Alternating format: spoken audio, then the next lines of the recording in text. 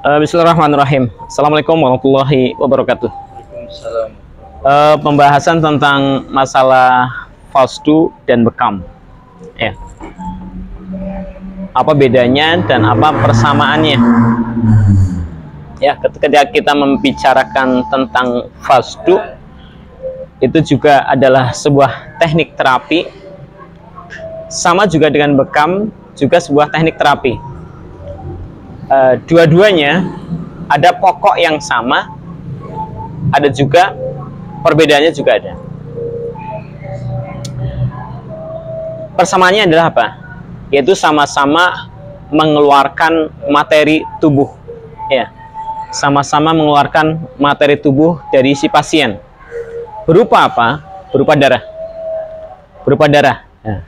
Baik itu disebut dengan darah statis, darah kotor, darah yang tidak berenergi lagi, atau darah mati. Yang mana kalau kita berbicara tentang darah, sirkulasi darah, itu dalam tubuh kita, dalam tubuh siapapun, itu mempunyai kadar umur yang sudah ditentukan. Sampai kapan darah itu bisa bergerak, dan sampai kapan darah itu harus diganti dengan yang baru, yaitu dengan adanya hitungan 120 hari. Ya. Ketika 120 hari atau dengan hitungan 4 bulan, maka darah yang dari pertama kali dia terbentuk sampai ke 120 hari dia akan jadi statis. Dan itu tergantung daripada bahan darahnya. Kalau bahan darahnya bagus, maka dia sampai 120 hari. Tapi ketika bahan darahnya itu buruk, maka sebelum 120 hari dia jadi statis. Dan molekul-molekul darah yang statis ini ketika masih berkembang di dalam tubuh kita, masih terakumulasi dalam tubuh kita dengan darah yang baru, maka akan memicu sebuah penyakit. Baik itu penyakit yang disebabkan karena stagnan maupun penyakit yang disebabkan karena infeksi. Ya. Ketika darah itu stagnan, maka jadi sumbatan. Kemudian ketika menyumbat, nutrisi tidak masuk, padahal organ itu tetap bekerja, tetap bergerak, maka akan jadi infeksi. Kembali pada bekam.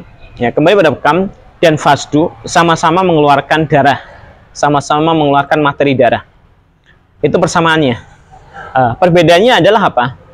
Walaupun sama mengeluarkan materi darah, tetapi ketika mengeluarkan dengan fasdu itu harus mengetahui kapan harus dikeluarkan dengan fasdu, atau dikeluarkan dengan bekam, kapan dikeluarkan dengan bekam.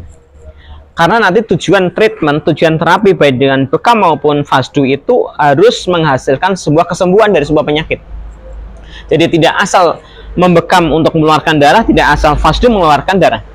Jadi ada tujuan yang dituju ketika berbekam, ketika fasdu adalah kembalinya badan itu kepada posisi seimbang, posisi stabil yang menjadikan badan itu sehat.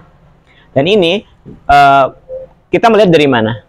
Melihat bukan dari darah statis atau tidak, tapi dari suhu, ya, dari suhu. Karena sama-sama ketika bekam pun yang dikeluarkan dari statis, ketika fasdu pun yang dikeluarkan dari statis. Tapi kapan mengeluarkan dengan bekam? Yaitu ketika suhu itu panas. Karena bekam itu mengeluarkan di permukaan, seperti kita pelajari ya, ketika kita melakukan treatment bekam, itu kan bukan disobek dengan pisau. Ada hadis yang mengatakan bisartotil muhjam, sayatan. Sayatan yang digunakan di bekam itu bukan sayatan lebar, tapi sayatan tipis. Itu yang disebut dengan permukaan, ataupun dengan jarum. Jarum itu menusuk hanya di permukaan. Jadi ketika bekam untuk sebagai treatment, yang dikeluarkan adalah darah permukaan. Kapan darah permukaan itu bisa dikeluarkan? Ketika suhu panas berlebih. Ya, ketika suhu panas berlebih yang menjadikan penyakit. Ketika darah berlebih, materi berlebih, sifatnya panas, sehingga menumpul di permukaan, ciri-cirinya adalah mungkin warna merah, mungkin dari wajah, dari mata, dari lidah, dari telapak tangan, itu yang harus dilakukan treatment pengeluaran darah dengan teknik bekam. Beda dengan fasdu, sama-sama mengeluarkan darah statis, sama-sama mengeluarkan lewat alat juga, tapi fasdu adalah mengeluarkan materi lebih ke dalam dibanding dengan bekam. Ya, dibanding dengan bekam. Ketika bekam mengeluarkan materi berlebih itu di permukaan, maka fasdu mengeluarkan materi darah dari dalam. Kapan menggunakan fasdu adalah ketika suhu bertolak belakang daripada yang disyaratkan oleh treatment bekam. Ya, ketika bekam tadi mengeluarkan itu dengan ketika suhu materi darah itu panas, sedangkan fasdu mengeluarkan materi ketika suhu itu dingin.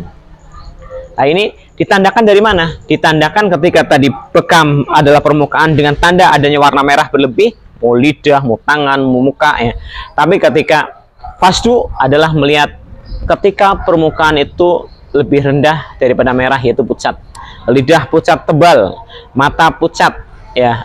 Kemudian badan terasa lembab, itu menggunakan bekam. Apapun penyakitnya.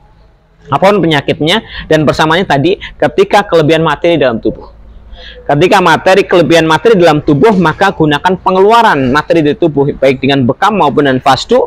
Tapi bekam dengan fasdu beda dari struktur kondisi suhu dari si pasiennya. Nah, dari dua treatment ini untuk pasien, dua-duanya tidak boleh dilakukan. Kapan? Tidak boleh dilakukan kepada pasien. Treatment kepada pasien ketika kondisi pasien kekurangan materi.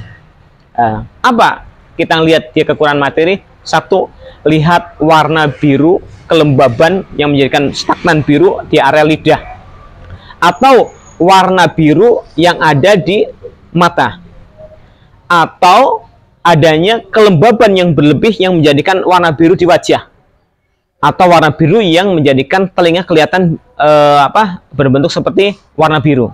Itu bisa dilihat dari sana. Ketika ada kelembaban biru baik di lidah maupun yang lainnya, itu menandakan kelemahan fungsi organ. Nanti kelemahan fungsinya ada di mana, dan itu menandakan kekurangan materi akibat dari adanya infeksi. Nah, kondisi seperti itu tidak boleh dikeluarkan materi baik dengan bekam maupun dengan fasdu. Nah, ini yang jadi perhatian untuk kita sebagai seorang terapis. Bukan cuma treatmentnya aja kita bisa, tapi diagnosanya yang harus diutamakan. Kapan dia menggunakan treatment bekam, kapan dia menggunakan treatment fasdu. Dan ini sebagai materi pokok. Jadi ketika kita treatment pasien, tidak menjadikan penyakitnya bertambah. Dan ada kasus seperti ini. Ada kasus orang kelebihan materi. Apa tuh contohnya? Satu, kolesterol tinggi. Ya, kolesterol di atas 200. Ya, itu berarti tinggi. Atau asam urat juga materi tubuh. Ya, ketika di atas 8. Ada yang 9, ada yang 10, ada yang 13 ya. Nah, itu kelebihan materi. Nah, ketika itu kelebihan materi, maka gunakan pengeluaran materi, yaitu baik dengan bekam maupun dengan fasdu. Ya, ada kasus ketika dibekam kok nambah naik.